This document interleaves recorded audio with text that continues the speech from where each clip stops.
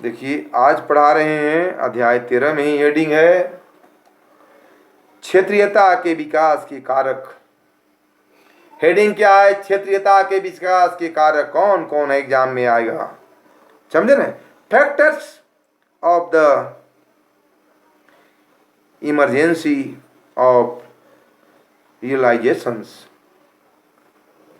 क्षेत्रीयता के विकास के कारक हेडिंग है। हेडिंग क्या है? क्षेत्रीयता के विकास के कारक। एग्जाम में आएगा क्षेत्रीयता के विकास के कौन कौन कारक हैं। First question. सेकंड क्वेश्चन में आएगा क्षेत्रीयता के विकास के कारक से क्या समझते हैं। What is factors? कारक क्या होता है? इंग्लिश फैक्टर्स होता है। फैक्टर्स, ABCDER, फैक्टर्स कारक। अगला क्वेश्चन आएगा क्षेत्रीयता के कारक की व्याख्या कीजिए। आंसर क्या होगा? आंसर एक होगा, ध्यान दीजिएगा।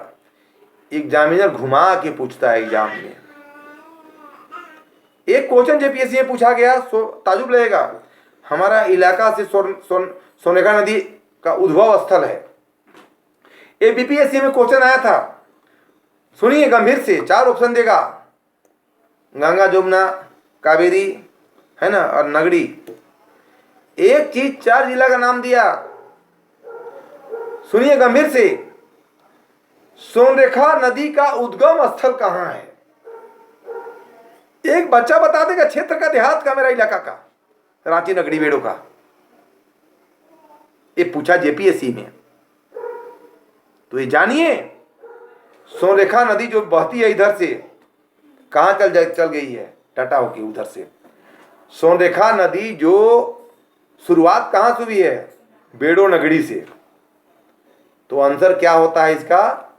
सोनरेखा नदी का उद्गम स्थल नगरी माना जाता है। 4 ऑप्शन क्वेश्चन आया, सोनरेखा नदी का उद्गम स्थल कहां है पूछा गया, दिया ऑप्शन। 1 नंबर दिया नगरी, 2 नंबर दिया गुमला, 3 नंबर दिया जमशेदपुर, 4 नंबर दे दिया बोकारो। आंसर क्या होगा? नगरी होगा। मतलब सोनरेखा नदी का उद्गम स्थल, मतलब शुरुआत। उद्गम को क्या बोलते हैं? जहां से शुरुआत हुई है, उद्भव हुआ है किसी चीज का। जैसे हम पढ़ाते हैं व्हाट इज सोशियोलॉजी, समाज शास्त्र का उद्भव कैसे हुआ, विकास कहां से हुआ, प्रगति कहां से हुआ। हम पूछते हैं इस लड़की का जन्म कहां हुआ, किसी चीज का उद्भव कैसे हुआ।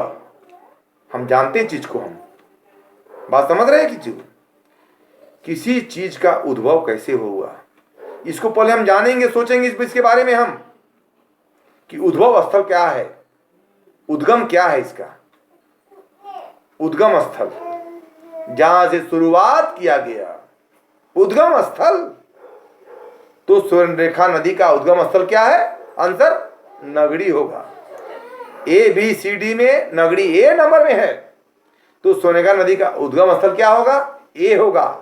A मतलब नगरी। क्वेश्चन एक का 4 ऑप्शन में 4 ऑप्शन है, बोकारो, जमशेदपुर बताए, 4 ऑप्शन बताए, उसमें नगरी ही आंसर होगा इसका।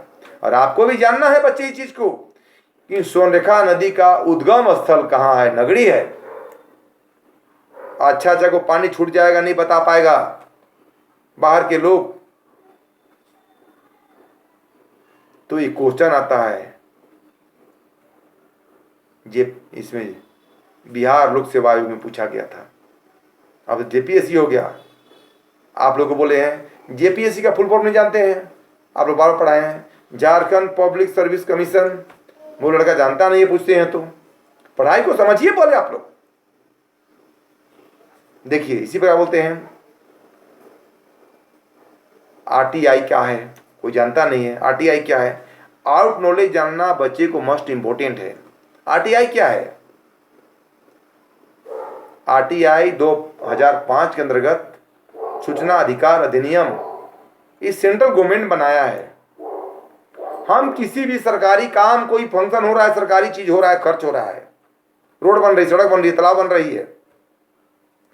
कोई भी सरकारी कार्य हो रहा है उसको आरटीआई कर दो बोलते हैं, तो वो जन सूचना अधिकार अधिनियम 2005 के अंतर्गत निम्न निम्न बिंदु पर हमको ब्यौरा चाहिए, ये मांगते हैं। 10 रुपया पोस्टल ऑर्डर डाल देते हैं उसमें हम, और मांगते हैं मेरा अधिकार है और उसको देना है। नहीं तो अपीलीय, प्रथम अपीलीय में जाएंगे हम कमिश्नर के यहाँ, वहाँ पर उसको हर हाल में देना है।